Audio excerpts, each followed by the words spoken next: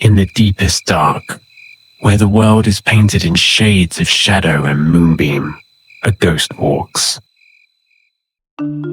Its silence is absolute, its presence, a tremor in the soul of the forest. It is the architect of fear and the embodiment of grace. For millennia, it has ruled these realms, a living paradox of devastating power and breathtaking beauty. This is the story of Earth's most iconic predator.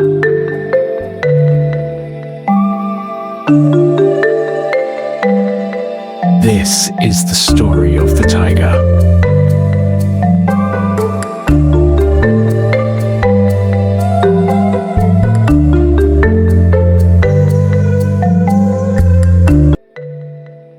From the frozen forests of the north to the steaming jungles of the south, the tiger's domain is vast.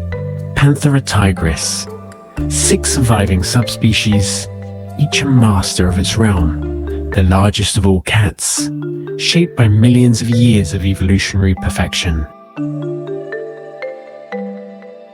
But it is more than an animal.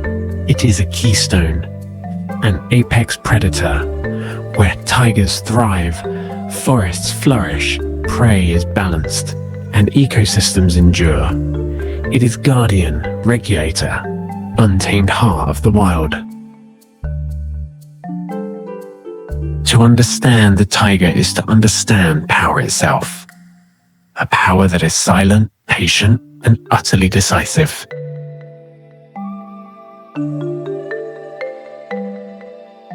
Every inch of this creature is a masterpiece of predatory engineering. Let us begin with its cloak.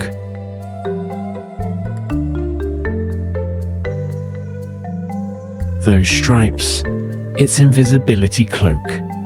No two alike, each a living fingerprint, perfect camouflage until it is too late. Its paws are snowshoes in the north and silent paddles in the south. Soft, fur-covered pads muffle its footsteps, allowing it to move with a silence that defies its size. And within those pads, razor claws, retractable, always sharp, for climbing, for gripping, for the final, fatal strike.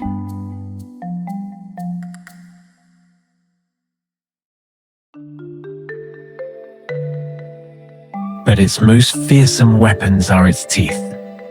Canines that can measure over 3 inches long, capable of piercing deep into the neck of a 1,000-pound bulgur, and its bite force, over 1,000 pounds per square inch, is designed not to feed, but to kill, clamping onto the windpipe to suffocate its prey with ruthless efficiency.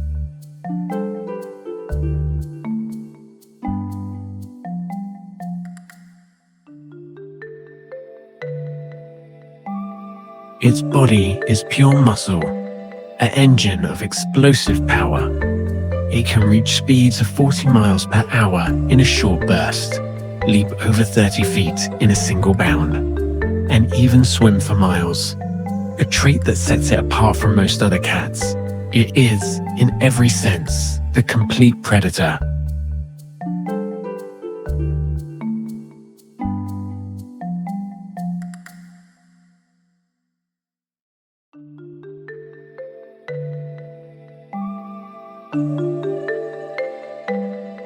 The life of a tiger is often one of solitude, but it is not a life of loneliness. It is a life of boundaries, communicated through a language of scent and sign.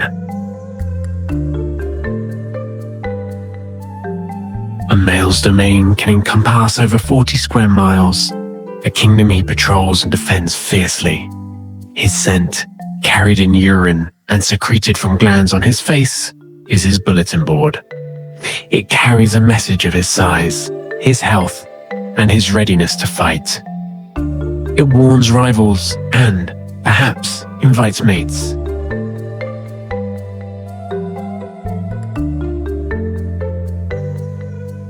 Females have smaller territories, often overlapping with the males, rich with the resources needed to raise young. Their worlds intersect only briefly, for the purpose of mating. It is a dangerous dance, for a male tiger is a threat to everything smaller than himself, including a potential mate. Their courtship is a tense, cautious affair.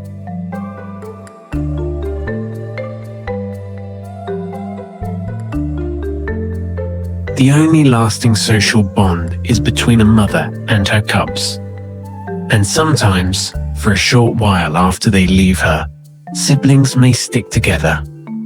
They hunt, play, and learn the lay of the land before the inevitable pull of solitude drives them apart to establish their own kingdoms. This is the true social structure of the tiger, a vast, invisible network of respected borders and fleeting connections, written in scent and understood in silence.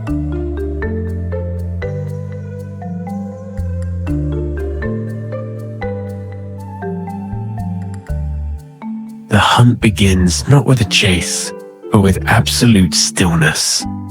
Patience is the tiger's first strategy.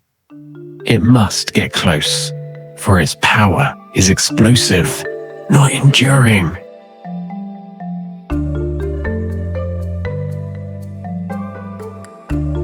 This is the stalk, a slow, agonizingly patient advance, using every dip in the land, every termite mound, every blade of grass as cover. It is a test of nerve. The tiger reads the wind, ensuring its scent does not betray it. Reads the body language of its prey, waiting for the perfect moment.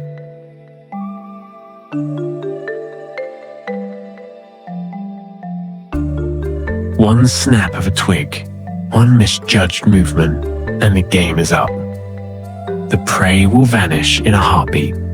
For every 20 hunts a tiger attempts, only one ends in a kill. Hunger is a constant companion. Now, a burst of unbelievable acceleration. It covers the ground in seconds, a blur of orange and black. The deer scatter, but one is targeted. The tiger leaps, not for the kill, but to unbalance, to shock. The impact is colossal. Once on the ground, the final, precise bite is delivered to the throat. It is over in moments, a swift end. The battle is won, but the war is never over. Scavengers await, hyenas, leopards, even other tigers. He must eat quickly and cache the remains. This hard-won meal must last for days. This is the relentless cycle of survival for the emperor of the jungle. A life of feast and inevitable famine.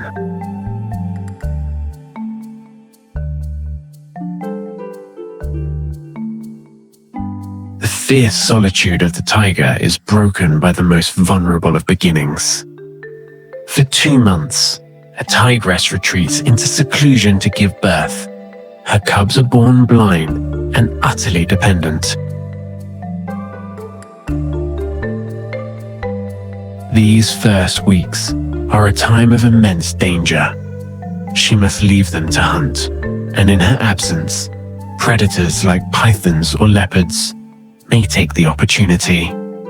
Her courage is matched only by her devotion. She is their sole provider, their protector, and their teacher. At 6 months, they begin to accompany her on hunts, watching, learning, practicing their skills on insects and small animals. It is a dangerous classroom.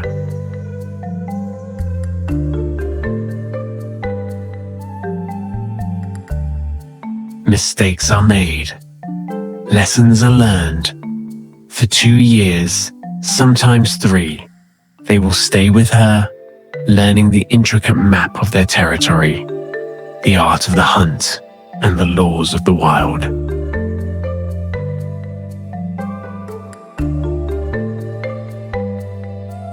And then, one day, the lesson is over. Her patience expires. She must mate again, and her nearly grown cubs are now competition. She drives them away. It seems harsh, but it is necessary.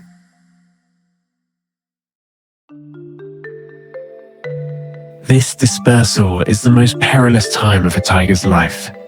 Young males often wander into the territories of older, stronger males, facing violent eviction or death. They must find a place of their own, a quest that shapes their destiny. If they survive the trials of youth, tiger may reign for 10, maybe 15 years, a short, fierce, and glorious reign.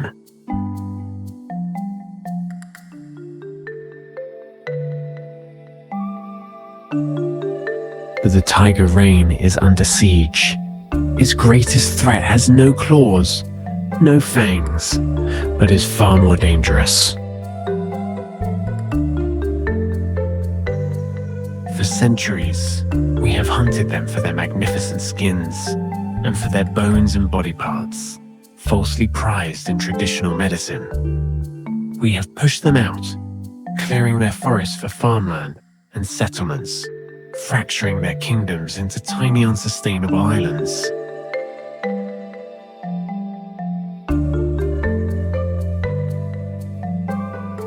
There are fewer than 4,000 tigers left in the wild. They occupy a mere 5% of their historical range. The ghost is fading from its ancestral lands. The echo of its roar is growing quieter.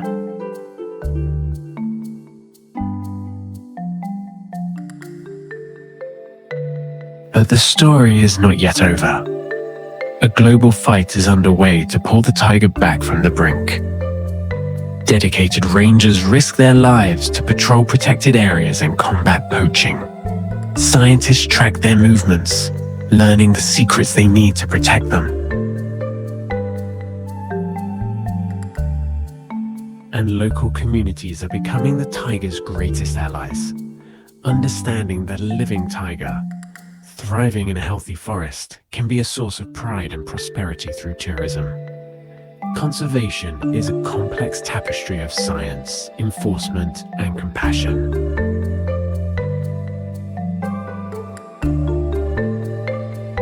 The battle is far from won. But for the first time in a century, in some regions, tiger numbers are slowly, painstakingly beginning to climb. It is a fragile hope, but it is hope nonetheless. Long before science sought to understand the tiger, the human spirit was captivated by it. It has always been more than an animal. It is a symbol woven into the very fabric of human culture. It has been the embodiment of raw power and majesty, the familiar of gods and kings. In China, it is the king of all beasts, a symbol of protection and military might.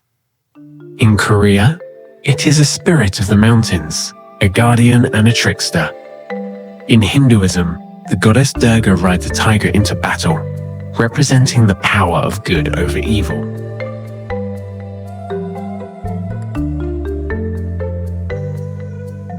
Its image is invoked to represent everything from ferocity in sport to elegance in commerce.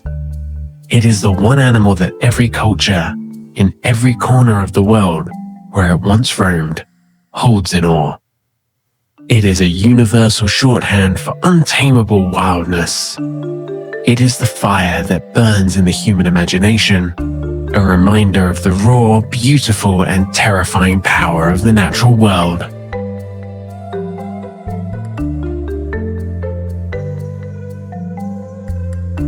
And so, the ghost continues its silent walk.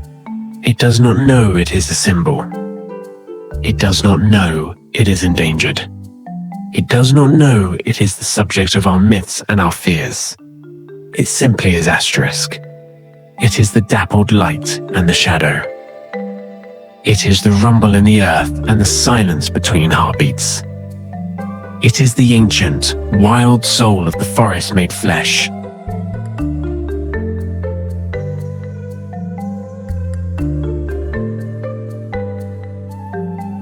Its fate now is inextricably tied to our own. We, who have pushed it to the edge, now hold the power to pull it back, to ensure that its roar does not become a ghost story told by our children, but a living sound that continues to echo through the jungles and the mountains for millennia to come.